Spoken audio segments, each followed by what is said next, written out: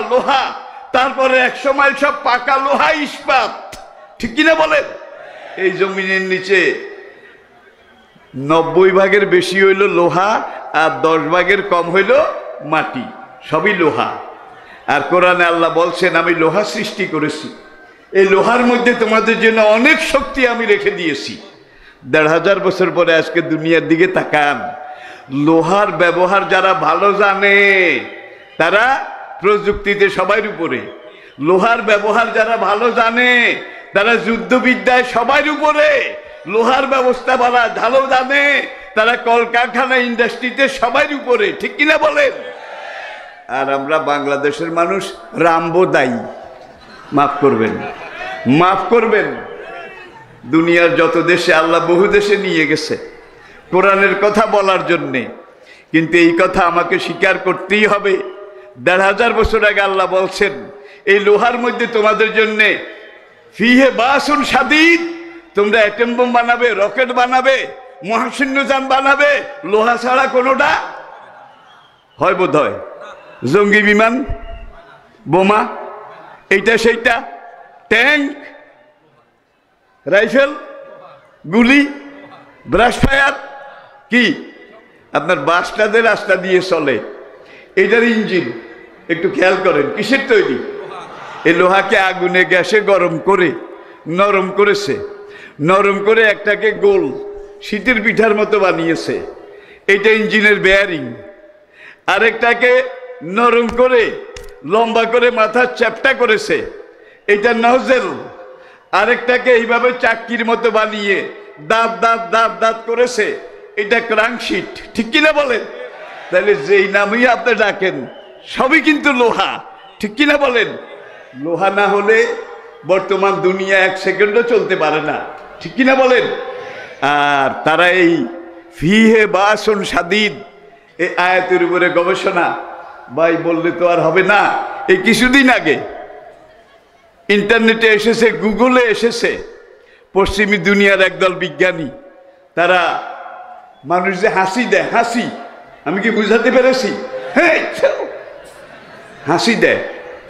আর আমাদের নবী শিখিয়েছেন তোমরা যখন হাসি দেবে হাসির পরে বলবে আলহামদুলিল্লাহ, ঠিক কিনা বলেন? একদল বিজ্ঞানী বলে মুসলমানের নবীর খাইয়া দাইয়া কাম নাই, হাসিটা একটা বিরক্তিকর জিনিস। এই হাসির পরে আলহামদুলিল্লাহ পড়তে বললো কেন? এটা শানে নজরুল কি? আরেকদল বিজ্ঞানী বলে এই নবী এমন নবী যিনি অযৌক্তিক অবৈজ্ঞানিক একটা কথাও বলেননি, তোমরা হাসির ভিতরে ঢুকো, হাসির ভিতরে ঢুকো। তারা হাসির ভিতরে ঢুকেছে, 16 বছর হাসির উপরে গবেষণা করেছে। গবেষণা করার পরে তারা যেটা পেয়েছে সেটা হলো মানুষ যে শ্বাস প্রশ্বাস নিঃশ্বাসে তার নাক দিয়ে বাতাসের সাথে লক্ষ লক্ষ রোগ জীবাণু ভাইরাস ঢুকে, ভাইরাস ভাইরাস রোগ জীবাণু।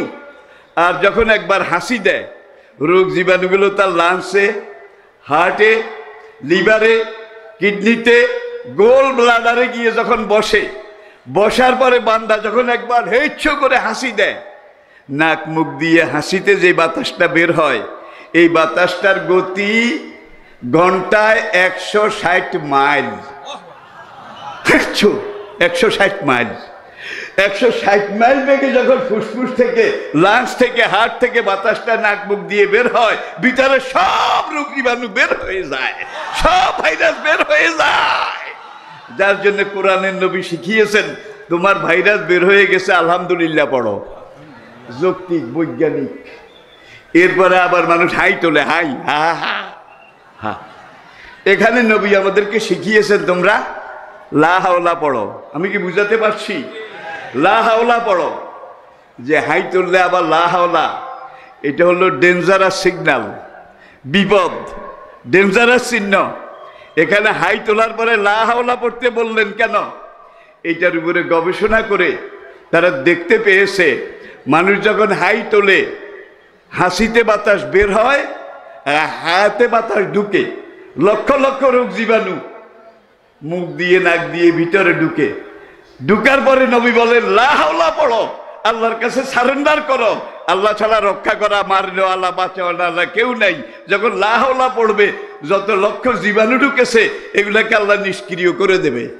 যার জন্যে হাই তোলার পরে লা হাওলা পড়ার শিক্ষা দিয়েছেন। নবী বলছেন খাওয়ার আগে আদ্য, নাকি সুন্নত, খাওয়ার আগে আদ্য। একদলকে খাইয়া দেয় আর কাজ নাই, কত কর্মব্যস্ত। কেউ আদোয়া হাতে খাইছে, কেউ কাঁটা চামচ দিয়ে খেয়েছে, কেউ বাঁশের কাঠি দিয়ে খেয়েছে, ঠিক কিনা বলেন? কাঁটা চামচের মধ্যেও রোগ জীবাণু আছে, বাঁশের কাঠির মধ্যেও আছে, আর আদোয়া হাতের মধ্যে আছে কিনা জোরে কর। যখন ভিতরে রোগ জীবাণু ঢুকে ঢুকে ঢুকে ঢুকে বাসা বেঁধেছে, কারো ডায়রিয়া, কারো ডায়াবেটিক, কারো প্রেশার, কারো কিডনি দুর্বল, কারো লিভার বড় হয়ে গেছে, কারো ফুসফুস অকেজ হয়ে গেছে।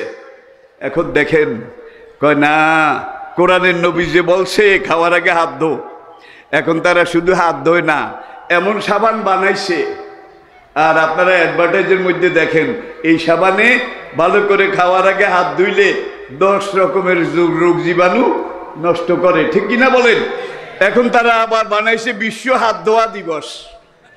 কি বিশ্ব হাত ধোয়া দিবস? তাহলে গাদায় পানি খায়, খাওয়ার আগে নেমে গোলায়, ঠিক কিনা বলেন? আজকের আধুনিক বিশ্বের লোকদের অবস্থা ঠিক এইরকম। বাচ্চা যখন জন্ম নেয়, তাহলে কোরআন বলছে হামলুহু ওয়া ফিসালুহু সালাসুনা সাহারা, বাচ্চাকে মায়ের দুধ খাওয়াও, মায়ের দুধ খাওয়াও। তাহলে বাচ্চাও বাঁচবে, মাও বাঁচবে।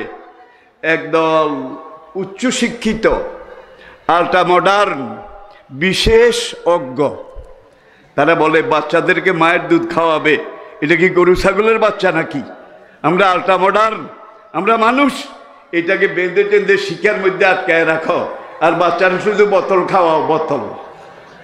যেই মায়েরা বাচ্চারা শুধু বোতল খাওয়াইছে, আল্লাহর দেওয়া এই নেয়ামত এটা খেতে দেয়নি, সেই মা 100 জনের মধ্যে 96 জনের ব্রেস্ট ক্যান্সার, স্তনে ক্যান্সার হয়েছে। Cancer have no answer. তারা এই তাদের স্তন পরীক্ষা করে যেটা পেয়েছে, যে দুধ যখন এসেছে বাচ্চা জন্মের পরে, বাচ্চাকে যদি দুধটা খাওয়াতো তাহলে এইটা দুধ আরো আসতো, আরো আসতো, আরো আসতো। এখানে 12,000 রোগ আছে, এক একটা স্তনের সাথে মায়ের 12,000 রোগ। মোটা চিকন মাঝারি, চুলের মতো অনুবীক্ষণ যন্ত্র ছাড়া দেখা যায় না।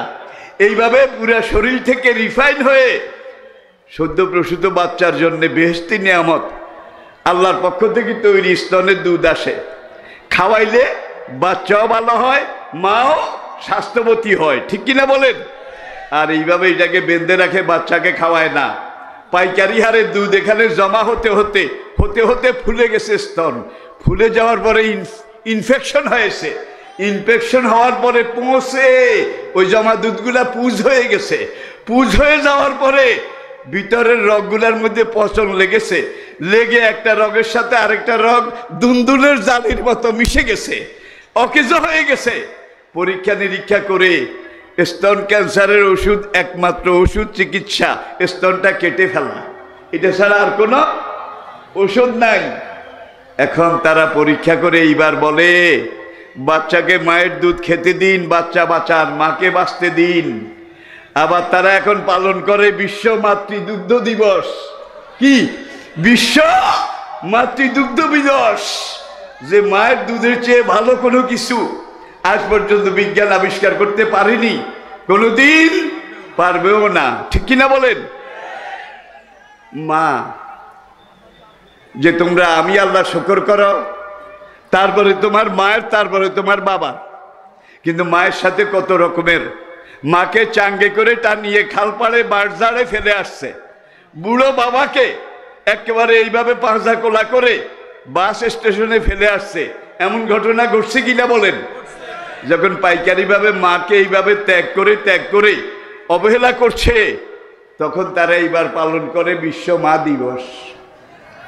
বিশ্ব মা দিবস। তাইলে আমরা সিদ্ধান্তে আসলাম, কোরআন যেটা যেখানে বলেছে সেটা যৌক্তিক, সেটা বিজ্ঞান ভিত্তিক, সেটা সায়েন্টিফিক, সেটা মানলে জীবনের সব ক্ষেত্রে কল্যাণ হবে, ঠিক কিনা বলেন? এটার উপর আর বলতে পারি না।